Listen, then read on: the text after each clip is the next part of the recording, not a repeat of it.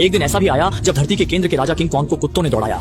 यहाँ के कुत्ते साधारण आकार के नहीं थे, हर एक का आकार किंग कॉन्ग के बराबर था। वे झुंड में आकर अपनी ताकत के दम पर किंग कॉन्ग को परेशान कर रहे थे, जिससे वह मजबूर होकर खड़ी चट्टान को पार करने की कोशिश करता है। लेकिन ये भेड़िए भी अपने शिकार के लिए जान लगा देते हैं। किंग कॉन्ग 3 कदम पर पीछे मुड़कर दौड़ता है, लेकिन सामने फिर एक खड़ी चट्टान आ जाती है। अब कोई रास्ता नहीं बचा था, पीछे से भेड़ियों का झुंड उसे घेर चुका था।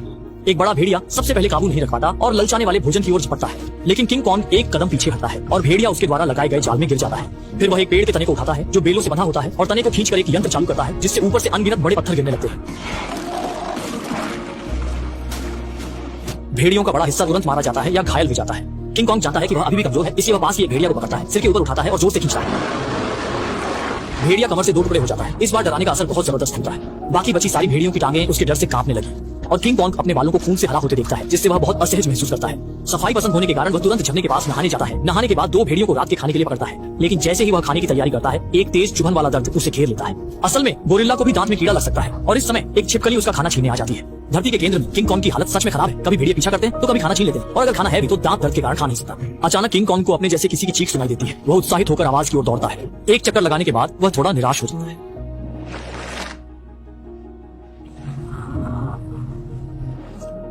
किंग कॉन्ग को धरती के केंद्र में आए कई साल हो गए, लेकिन साथी की तलाश की उम्मीद हमेशा बहुत कम रही है। सतह पर काम करने वाले लोग मॉनिटर पर किंग कॉन्ग को धरती के केंद्र में कई दिनों तक चलते हुए देखते हैं, सोचते हैं कि वह अन्य प्रजातियों के साथ प्रजनन करने जा रहा है। लेकिन कुछ ही समय बाद धरती के केंद्र से सतह की ओर जाने वाले प्रवेश द्वार में एक भंवर उठता है और एक विशाल हाथ गुफा से बाहर निकलता है। किंग कॉन्ग फिर से सतह पर लौट आता है। जब लोग बहुत चिंतित होते हैं तो वे देखते हैं कि किंग कॉन्ग एक छोटी पहाड़ी पर लेटा हुआ कराह रहा है। उसका मुंह खुला है और एक कीड़ा लगा हुआ दांत दिखाई देता है। अब लोगों को आखिरकार किंग कॉन्ग के ऊपर आने का कारण पता चलता है। वे उसके शरीर में कई टन एनेस्थीसिया डालते हैं और फिर शहर के सबसे अच्छे दंत चिकित्सक को बुलाते हैं। एक बड़ी स्टील की रस्सी को किंग कॉन्ग के दांत पर बांधते हैं, फिर ट्रांसपोर्ट मशीन की पूरी ताकत लगाते हैं और एक दांत तुरंत उड़ जाता है। जब किंग कॉन्ग बेहोशी से जागता है तो पाता है कि उसके दांत 48,000 टाइटेनियम मिश्र धातु के फौलादी दांत बन गए हैं। 2 बार काटकर देखता है तो वे काफी मजबूत लगते हैं। इस समय पानी के नीचे 8 यंत्र चालू होते हैं। किंग कॉन्ग आलसी होकर उठता है और घर लौटने की तैयारी करता है। मानव फिर भी एंटी ग्रेविटी स्पेसशिप को चालू करते हैं। जैसे ही किंग कॉन्ग पानी में कूदता है, स्पेसशिप भी उसके पीछे जाती है।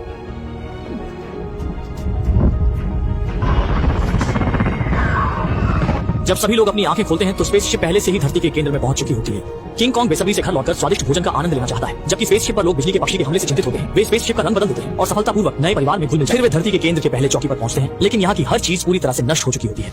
सभी लोग निशान का पीछा करते हैं और एक अविश्वसनीय दृश्य देखते हैं। पहाड़ में एक विशाल हथेली का निशान दिखाई देता है।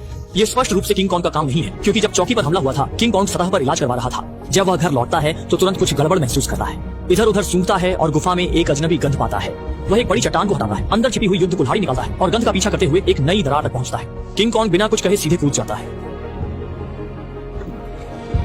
पता नहीं कितनी देर तक फिसलता रहा, आखिरकार धरती के केंद्र में पहुंच गया। वह कुल्हाड़ी की रोशनी का उपयोग करता है और जमीन पर कई सितारों के सिर देखता है। गुफा के झरने को पार करता है और सामने एक अनंत दृश्य दिखाई देता है। इस समय धुंध में एक विशाल आकृति दिखाई देती है जो धीरे धीरे किंग कॉन्ग की ओर बढ़ती है।